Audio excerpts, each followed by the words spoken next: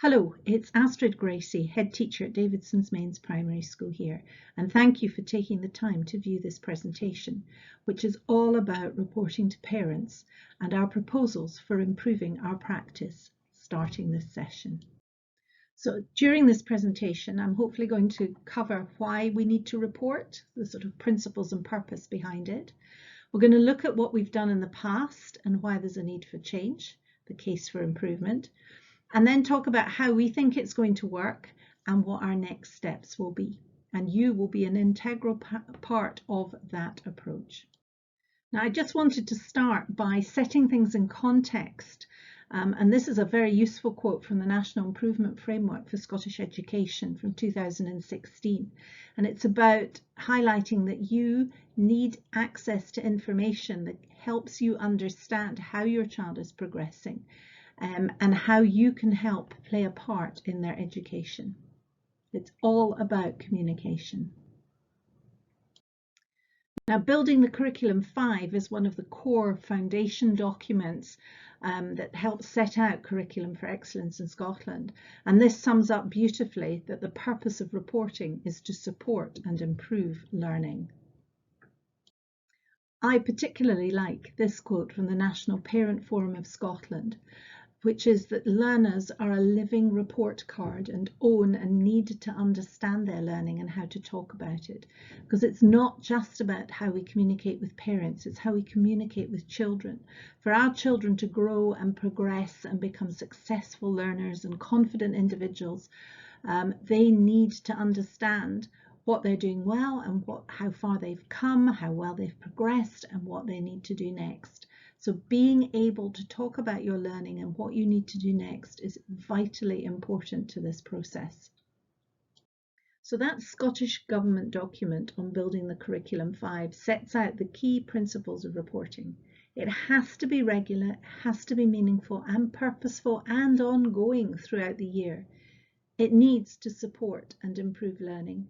It needs to involve learners, and it needs to provide you, the parents and carers, with the information you need about your child's progress, their next steps, so that you can be involved.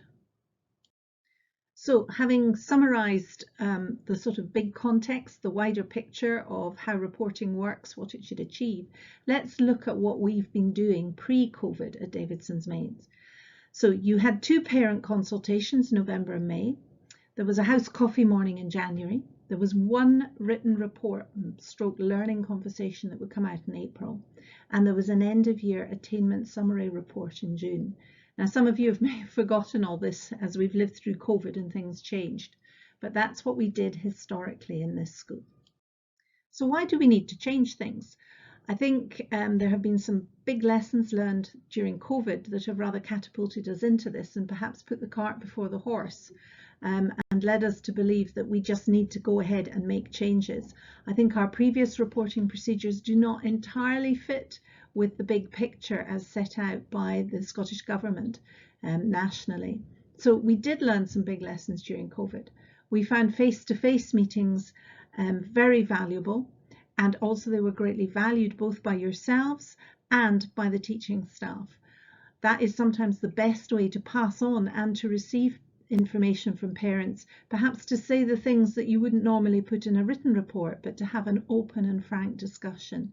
So that we found incredibly useful. We also found that giving children more regular feedback through teams, the STAR tasks that we marked last year, it was far more relevant to children, to learners and their parents. For example, teachers in the upper school were doing writing on OneNote and were giving regular feedback to children about what they could do next to improve. And that's far more valuable and far more impactful than a once-a-year written report that basically summarises what the children have done and puts in a few generic next steps.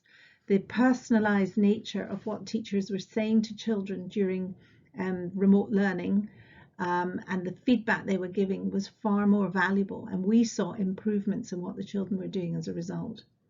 And also we tried last year very hard to share the learning through teams by putting up the teacher's weekly diary or plans, and we're trying to continue that this year. It was really about building partnerships with yourselves, Parents and carers are their child's first educator, and we understand that in school, and we respect that, and nobody knows your child as well as you do, and it's really important that we build those partnerships with you and have that relationship with you so that we better support and improve learning, because that's what we're here to do. So what are our proposals for this year? Well, they have two elements. The first is reporting on your child's progress, and the second is about sharing the learning of the class. So in order to report on your child's progress, we have introduced electronic learning journals. And these are going to, we hope, enable us to report on progress across the year.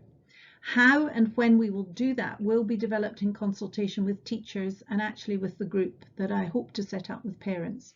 And it's going to involve children.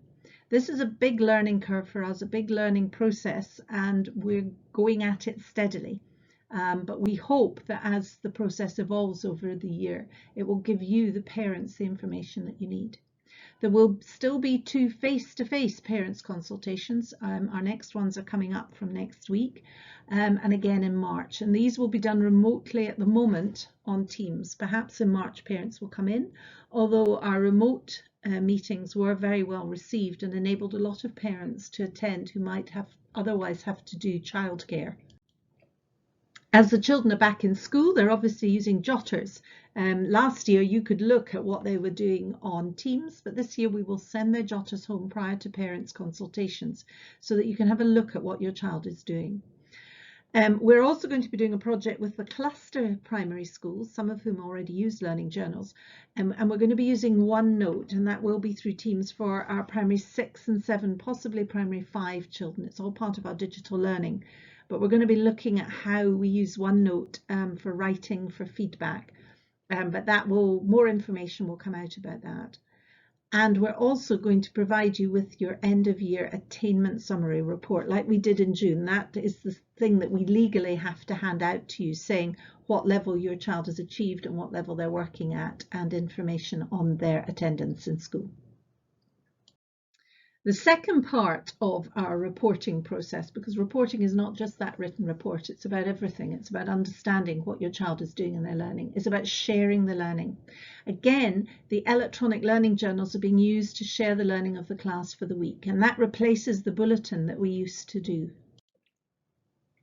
It basically is the teacher's diary for the week. It lets you see what the work is that is planned for that week. Some teachers are not doing it as a diary, they're doing it as a list of the things that they'll be covering.